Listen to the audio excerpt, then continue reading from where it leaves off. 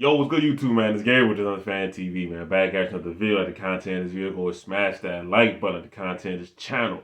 Go ahead and subscribe, man. Look, so the Ravens have ended day 2 of the NFL draft. They made their 2 selections, no trades, no move ups, no move downs. They sticked, they picked. We're gonna talk about both selections right here, right now, right? So I debated whether or not to do 2 separate videos or just do it in one longer video. I'm gonna just do them both in one video right here, all right? So with the 62nd pick in the NFL draft, the Ravens selected Roger Rosengarten, all right, offensive tackle from Washington, all right. Now, so he's a guy that played left tackle, and then when Michael Penix showed up, they actually switched him over to right tackle, right. And the reason I bring that up, the reason why that I like that, and that's important to me, is because that showed that he protected his quarterback's blind side, right. Michael Penix being a left-handed quarterback, playing right tackle, that's his blind side. That means he had more responsibility. And with that responsibility, you know what he did? He played over 1,000 college snaps, did not give up a single sack. All right, so that's the kind of guy the Ravens need to be having on the offensive line right there. You get to protect Lamar Jackson. You get the guy that is a true pass blocking. You can leave him on the island by himself. He can handle himself in pass protection. That is huge for the Ravens. Okay, so that's one thing right there. He is very, very athletic. Right. Let's get into the numbers of Roger Rosengarten. Okay, so 6'5", almost 6'6", 308 pounds. Right.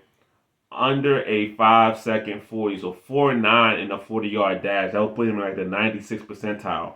30-inch vertical leap at 6'5", 300 pounds. Okay, this guy is a real deal athlete. Okay, so when the Ravens set out this offseason to get better at offensive line, one thing they needed to get better at was get more athletic on the line, right? A lot of the Ravens guys, especially for where Tom Michael wants to use his offensive linemen, they were a little stiff, not great in space, right? You really only had, Linderbaum as a supreme athlete. Ronnie Stanley was a good athlete. Andrews kind of robbed him of that a little bit. He's still solid. But Rosengarten is a true athlete out there at right tackle. So he's going to be guys able to get into space, do the zone blocking things that the Ravens want to do now under Todd Monken. So for me, this draft selection right here is definitely, I would say, is an A, right?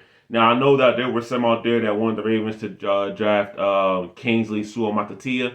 I hope I said that right, okay? From, I believe, BYU. But, the Ravens decided to go with Rosengarten, right? I think that, to me, this selection makes more sense because between Kingsley and Rosengarten, Rosengarten is more polished, right? I think Kingsley is more of a little bit more of a project. He's a physical freak athlete as well. But if you give me Rosengarten right now, from what I'm hearing about this guy, right? He's a guy that can be your day one right tackle.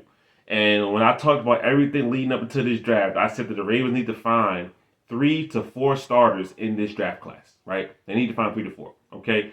So if we go with Nate Wiggins on day 1 and we go with Rosengarten on day 2, to me that's at least 2 starters, right? Because with Wiggins, we already talked about maybe Marlon kicking it inside a little bit more. He'll play enough snaps, right? Maybe he won't be a starter right away as far as Nate Wiggins, but he'll get there eventually. Rosengarten has a chance to come in right now and compete with Falele for right tackle, and that's what we needed. We needed somebody that's going to come in there and not just hand Dan Falele the job, actually compete with him, right? Now, if the Ravens just want to get their best 5 out there on the field, maybe Rosengarten plays right tackle and Falele kicks inside the right guard, okay? The point is the Ravens want to be athletic and they want to be able to move with this offensive line, right? The way Todd Monken wants the guys to play, this offensive tackle prospect Rosengarten makes a lot of sense for the Ravens, all right? So for me, this is an A selection, right? The Ravens need to come away from day 2 of the NFL draft with a tackle, right? And they got a really, really good tackle prospect here, okay? So like I said, over 1,000 snaps, no sacks, has the responsibility of playing on. He said when they interviewed him, I can play left tackle or right tackle. Right? Mentioned that earlier that he started off as a left tackle. They brought in Michael Penix. They switched him to the right side to give that blind side kind of protection. Right? So now, say if the Ravens decide to move on from Ronnie Stanley in the future, Rosengarten switches over to left tackle, which he's played before. Now you still have Falele say that he advances, right? He can slide right into right tackle. Okay, so this move makes a ton of sense for the Ravens in a lot of ways, and this is a draft pick that I'm very, very excited about. Like I said, from really for two reasons, like I said, right? Um, Crazy athlete. The Ravens need to get way more available offensive line and day one starter potential, right? So those are two things that the Ravens really need to hit on when it came to getting a tackle prospect, and they got that in Rosengarten now. And it's up to him now to put it on the field and look good out there, right? There's no guarantee that he's going to be great, but if you want to talk about a physical profile of an athlete or what I wanted the Ravens to select, Rosengarten would match that. All right, so I'm happy with that selection. Okay, now round three, number 93 in the draft, the Ravens select Adisa Isaac. Okay, edge from Penn State. Ravens going back to the Penn State well to grab another edge rusher. After already getting a Adafiowe, right? Now it's funny because Chop Robinson went 21. There was some talk that the Ravens liked Chop Robinson, or people suspected that they might. Now he never got that far. So the fact that they went to Penn State anyway and got an edge rusher shouldn't be too surprising. And it seems like Eric DeCosta kind of has schools that he likes to draft from, right? And it's like Penn State is one of those schools, right? So let's talk about Adisa Isaac, right? Now, mentioned Chop Robinson. He went first round, right? 21st overall to the Dolphins, I believe, right? But actually, this guy, Isaac, was the one who led the team in sacks and tackles for loss, okay? So he had 7.5 sacks last season for Penn State, and he had 16 tackles for loss, which both led the team, all right? So very, very solid athlete. They were mock drafts. They were mentioning him in the second round. So the Ravens got a guy that people could have saw going way earlier than he did. So, when the Ravens look at their board, they look at the value, right? Isaac is the kind of guy that they can see as a value, right? So let's get into his measurables. 6'4", almost 6'5". We're talking 250 pounds, 4'7" in the 40.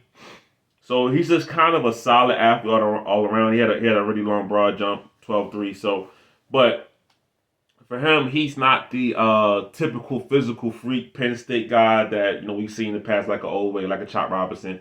He's more of just a solid, productive pass rusher, right? So, this kind of goes back to the mold of how Ozzie Newsome used to draft pass rushers. And it's like, I want to look at production, right? It's not so much if you're the great athlete, this and that. Did you produce on the field? And Isaac produced on the field, right? So when you talk about Ravens draft needs, right? For me, it was tackle, it was wide receiver, it was edge. Okay, that was my top three needs the Ravens need to address in this draft. Now, they got the tackle, they got the edge, they haven't addressed wide receiver. We'll talk about that in a second. But as far as addressing the edge, right, they need to do that. Ojabo was coming back from another injury, right?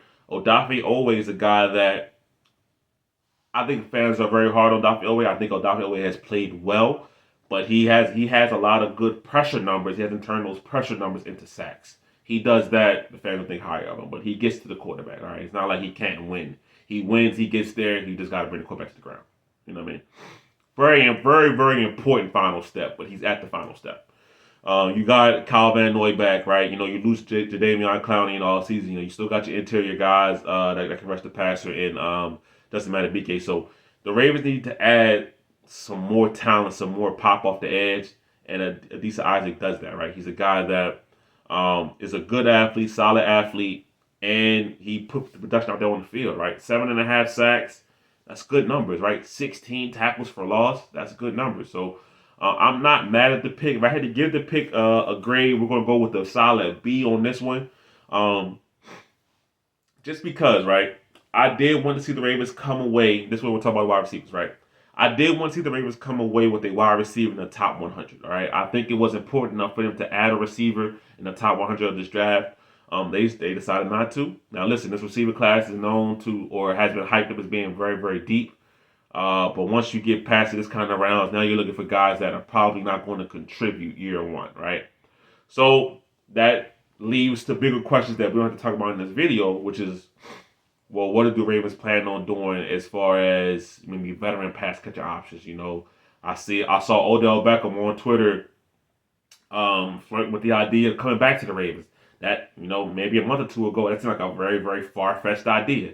Maybe Odell Beckham comes back here, right?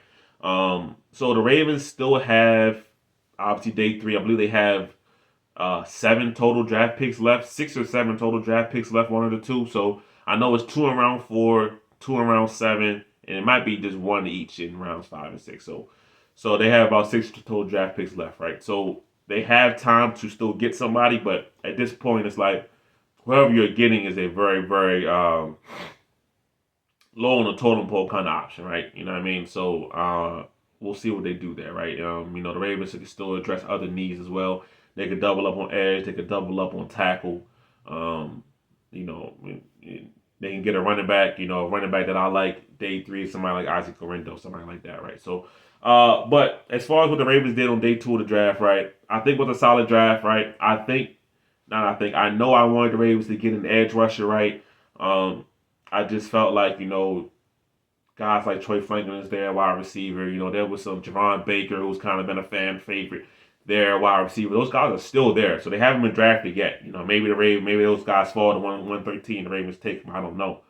But those are kind of guys I was like, well, Ravens could take that guy. I would understand they took that guy. They didn't. All right, so I thought it was a solid day. I really, really love the Roger Rosengarten pick. I'm okay with the Adisa Isaac pick because, like I said, for me, edge was a number 3 need that this team really needed to address in the draft. So I can't be mad at them for addressing something that I said was a need, right? So give me your thoughts, your comments on the Ravens Day 2 draft grades, right? What's your grade for Rosengarten? What's your grade for Isaac? And how do you feel about the Ravens going through days 1 and 2 of the draft without drafting a wide receiver? Let me know your thoughts in the comments, man. We'll talk about it there. But it's Gabriel. It's on the Fan TV. I'm out.